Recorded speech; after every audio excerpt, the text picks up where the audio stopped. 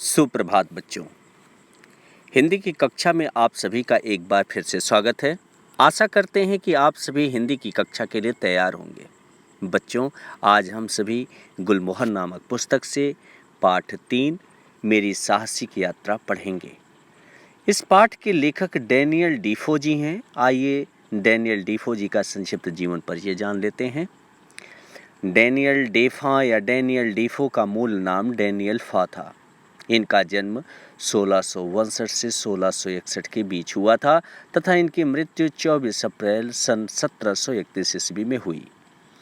यह एक अंग्रेजी लेखक, पत्रकार तथा उपन्यासकार थे, जिसने अपने उपन्यास रॉबिन्सन क्रूसो के लिए चिरस्थायी प्रसिद्धि प्राप्त की। इनकी रॉबिन्सन क्रूसो नामक यह उपन्यास इतना प्रसिद्ध हुआ जिसके द्वारा इनकी एक पहचान बनी।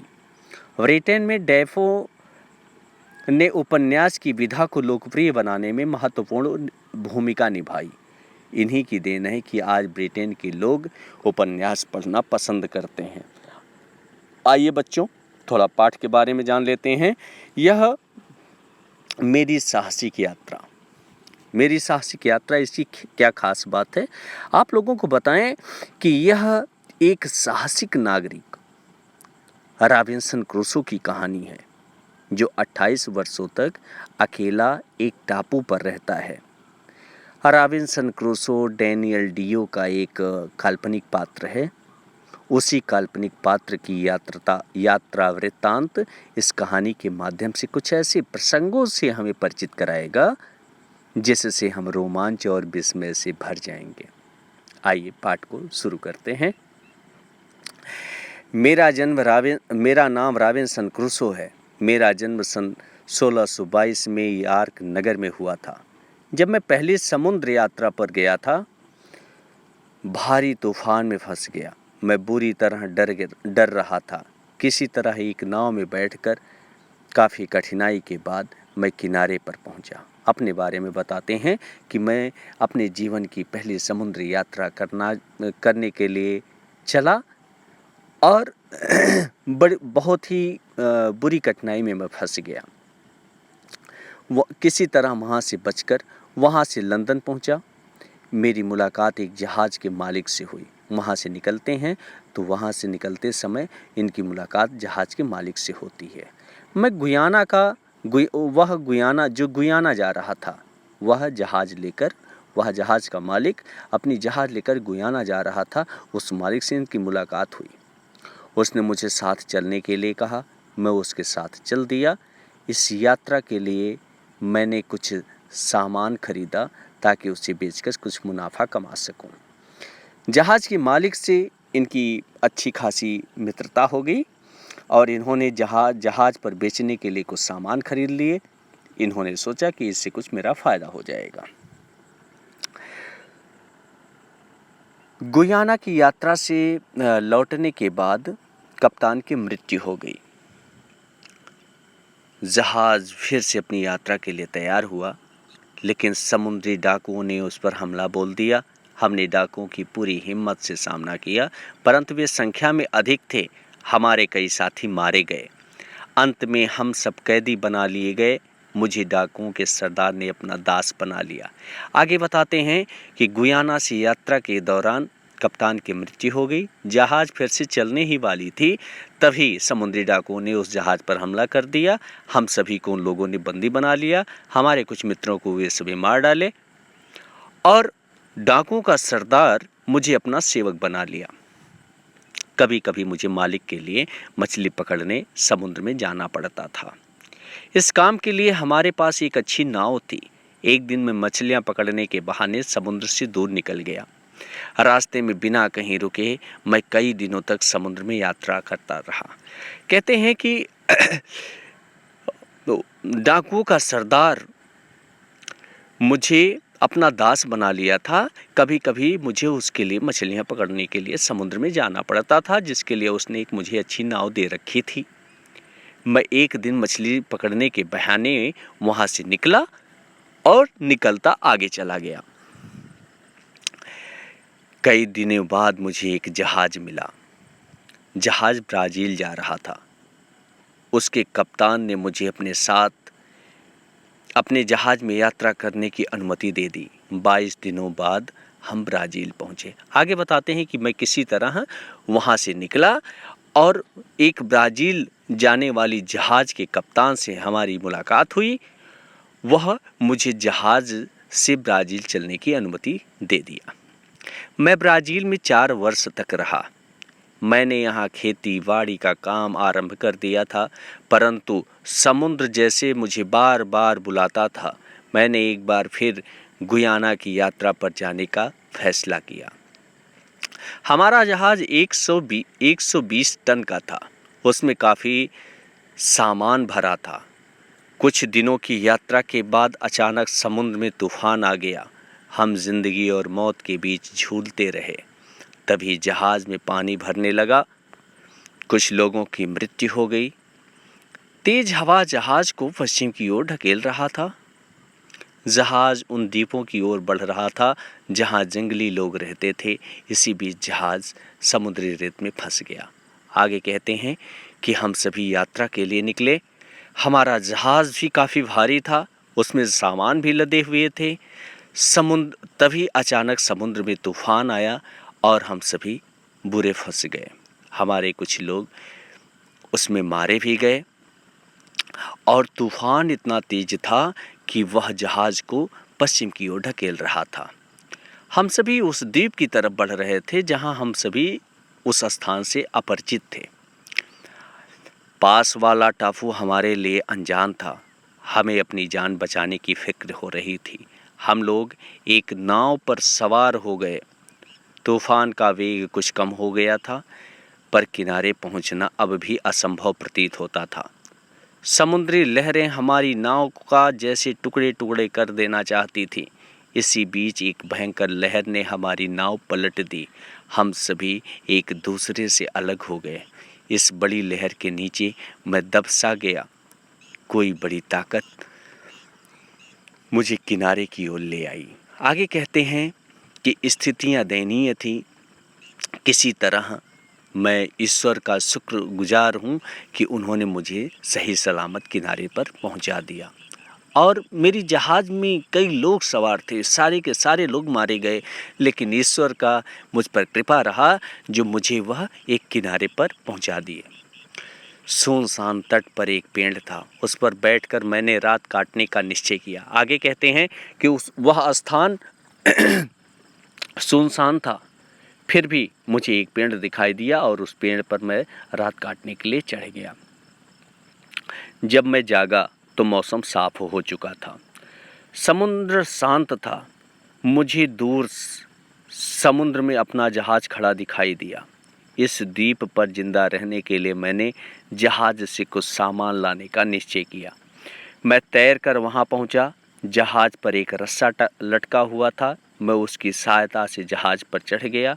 मैंने वहां खाने का कुछ सामान इकट्ठा किया। लकड़ी के कुछ लट्ठे और तख्ते जोड़कर उसको बांध दिया। इस तरह एक छोटी सी नाव बना ली। उस पर खाने की सामग्री, औजार, हथियार और कपड़े लाद लिए। फिर उसे खींचकर किनारे पर ले आया। आगे कहते हैं कि सुबह के समय देखा तो मेरा जहाज खड़ा दिखाई दिया।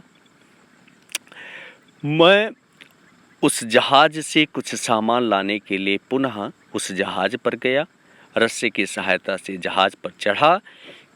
वहां से कुछ खाने की वस्तुएं, कुछ औजार तथा कुछ हथियार अपने साथ खींचकर ले आया। मैंने पहाड़ी की चोटी पर चढ़कर चारों ओर नजर दौड़ाई। सब तरफ तूफान फैला था और चट्टानें नजर आ रही थी। तभी मैंने एक चिड़िया पर गोली चला दी। चारों ओर पक्षियों का शोर गूंजने लगा। मुझे द्वीप पर आए 13 दिन बीत चुके थे। हमारा जहाज अब दिखाई नहीं दे रहा था। शायद कहीं वह बह गया था। मेरी सबसे बड़ी चिंता नरभक्षी और खतरनाक जानवरों से अपनी रक्षा करने की थी। मैंने रहने के लिए तंबू और गुफा दोनों का प्रबंध कर लिया था। अपने निवास के आगे लकड़ी के खूंटों और तारों का एक मजबूत दीवार सी बना ली थी। मैंने दरवाज़ा नहीं बनाया था, एक सीढ़ी रखी थी, दीवार लागने के बाद मैं सीढ़ी उठा लेता था। जहाज से 2 बिल्लियां और एक कुत्ता मेरे साथ इस टापू पर आ गए थे। चूँकि रॉबिन्सन इस जीव जंतुओं के बड़े शौकीन थे, उसमें से उस जहाज से इन्होंने 2 बिल्ली और एक कुत्ता अपने साथ ले आए। यहाँ आए मुझे 1 साल पूरा हो चुका था। छोटी मोटी टहनियों से मैंने कई प्रकार की टोकरियाँ बना ली। चूँकि वहाँ पर अनाज रखने के लिए कोई व्यवस्था नहीं था, इसलिए इन्होंने पेड़ों की डालों को काटकर उससे कई टोकरियाँ बना ली थी। वे टोकरियाँ अनाज रखने के काम आती थी। मैंने एक तोता पाल लिया था जिसका नाम पॉल था।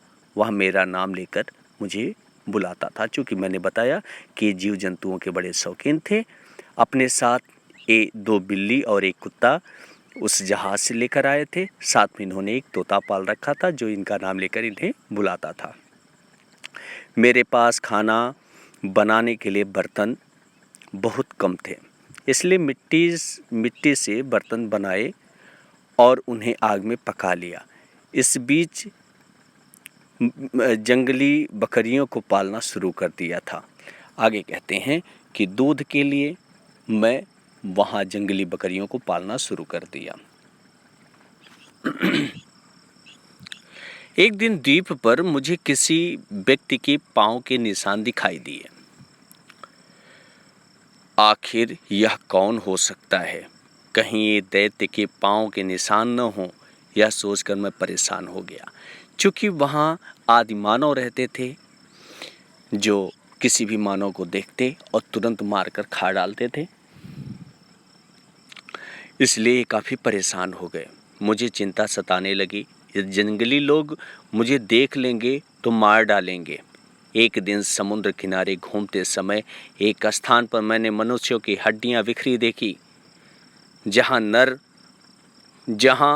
नरभक्षियों ने आग जलाई थी और अपने साथ लाए बंदियों को मार डाला था। इसमें मेरी चिंता और भी बढ़ गई।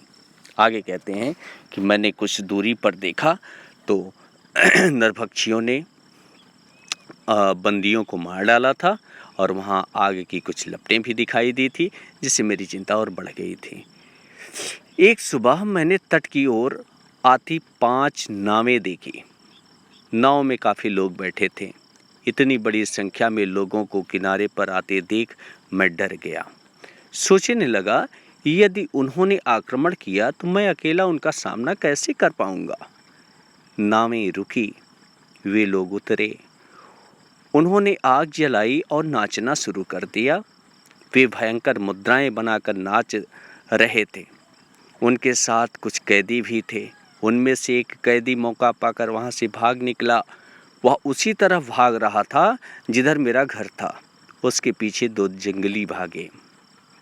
मैंने उस व्यक्ति की जान बचाने का निश्चय कर लिया। आगे कहते हैं कि मैं सुबह के समय देखता हूँ तो वहाँ 4-5 नाव मुझे दिखाई देती है। उसमें से कुछ लोग निकलते हैं जो कि एक अलग ही मुद्रा में नृत्य करते हैं और अपने साथ कुछ कैदियों को लेकर आते हैं। उन कैदियों में से एक कैदी वहाँ से भाग निकलता है। उस कैदी को जब मैं देखता हूँ तो मैंने निश्चय कर लिया कि मैं इसका जान बचाऊंगा। जंगलियों ने मुझे नहीं देखा। मैंने उन दोनों को मार गिराया। भागता हुआ कैदी रुक गया। वह मेरा कृतज्ञ था। कृतज्ञ मीन्स एहसानमंद होना। वह मेरा कृतज्ञ था कि मैंने उसकी जान बचाई थी। उसने ज़मीन चूमी और मेरा पाँव अपने सिर पर रख लिया। वह मेरे प्रति उसकी वफादारी का सबूत था। आगे कहते हैं कि वह इतना कृतज्ञ था कि मेरे पैर को उठाकर अपने सर पर रख लिया। यह इस बात का प्रमाण था कि वह मेरे प्रति वफादार है। कुछ देर बाद मैंने उसे खाने के लिए रोटी और सूखे अंगूर का गुच्छा दिया और रहने के लिए अपने घर के पास ही प्रबंध कर दिया। काफ़ी समय मेरे साथ रहते रहते वह मेरी भाषा के कुछ शब्द भी बोलना सीख गया था। मैंने उसका नाम फ्राइडे रखा था क्योंकि वह इसी दिन मुझसे मिला था। वह व्यक्ति जिसका नाम रॉबिन्सन ने फ्राइडे रखा था, चूँकि वह फ्राइडे के दिन ही मिला था इसलिए उन्हें उसे फ्राइडे के नाम से संबोधित किया। अब हम 1 से 2 हो गए थे। वह मेरी बात समझने लगा था, मेरी भाषा के कुछ शब्द बोल लेता। तब मैंने उसे बताया कि मैं इस द्वीप पर कैसे आया था। आगे वे कहते हैं कि जब वह मेरी भाषा समझना शुरू कर दिया तब मैं उसे अपने बारे में बताया। एक दिन सुबह फ्राइडे मेरे पास आया, बोला वे आ गए हैं। मैं दूरबीन लेकर पहाड़ी की चोटी पर पहुंचा। मैंने समुद्र की ओर देखा। लगभग 2 मील के फासले पर एक जहाज लंगर डाले खड़ा था। वह इंग्लैंड का जहाज लग रहा था। जहाज के कुछ लोग एक नाव द्वारा किनारे पर चले आए। उनकी संख्या 11 थी। उनमें से 3 व्यक्ति कैदी थे। जब उन कैदियों के आसपास कोई नहीं था, मैं पेड़ की ओट से छिपता हुआ उसके पास पहुंचा। अचानक उससे बोला, आप यहाँ कैसे? उनमें से एक व्यक्ति ने जवाब दिया, मैं जहाज का कप्तान हूँ। मेरे नाविक ने विद्रोह कर दिया है। वे मुझे तथा मेरे इन 2 व्यक्तियों को बंदी बनाकर यहाँ ले आए हैं। मैंने उनको इस मुसीबत से बचाने का भरोसा दिया, अपने बारे में बताया। फिर कप्तान से पूछा कि क्या इस विपदा से छुटकारा पाने के बाद वह मुझे और फ्राइडे को इंग्लैंड वापस ले जाएगा? कप्तान ने वादा कर लिया। हमने उन्हें लड़ने के लिए हथियार दिए। जब एक विद्रोही ने उनके हाथों में बंदूक देखी तो वह अपने दूसरे साथियों को बुलाने के लिए चिल्लाया। उसी बीच कप्तान और उसके साथियों ने विद्रोहियों पर गोली दाग दी। उनमें से एक की मृत्यु हो गई, बाकी जख्मी हो गए। कोई चारा ना देख बंदियों ने हमारे आगे आत्मसमर्पण कर दिया। विद्रोहियों ने अपने साथियों को वापस आते ना देखा तो एक नाव में कुछ लोग तट की ओर चले। वे 10 थे। 7 आदमी किनारे पर आ गए, बाकी 3 नाव में बैठे रहे।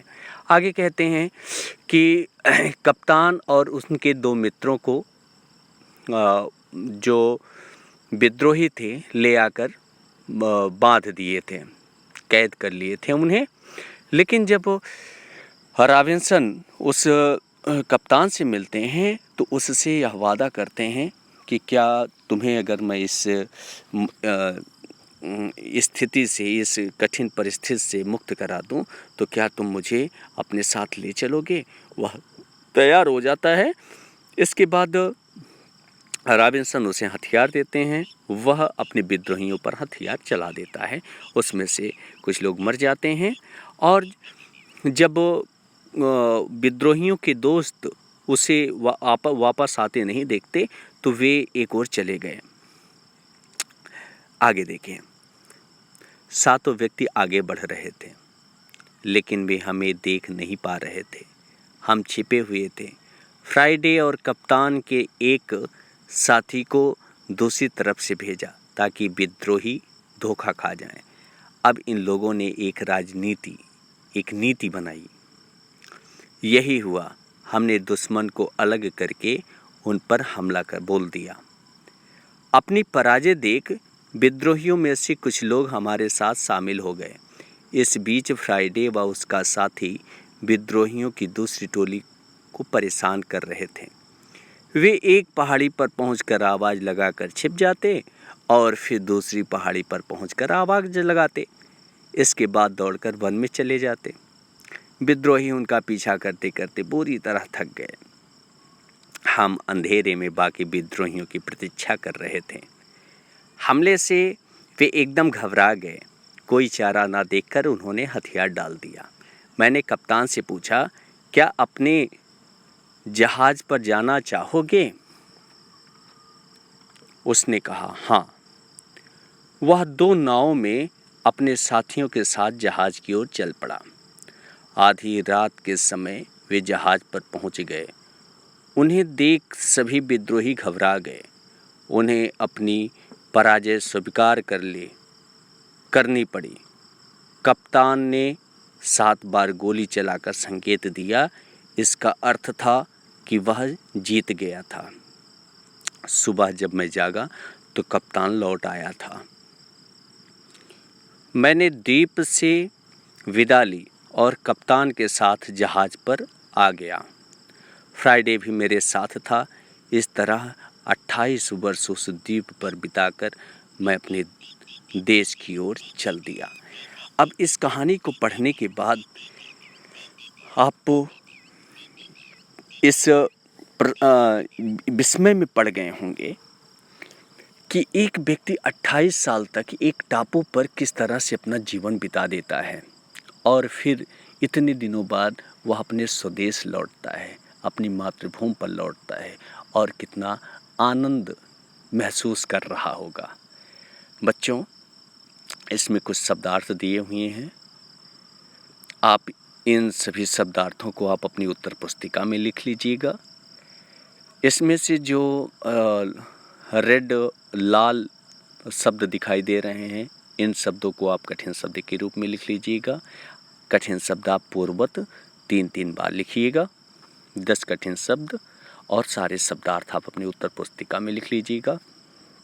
साथ में आपको गृह कार्य दिया गया है।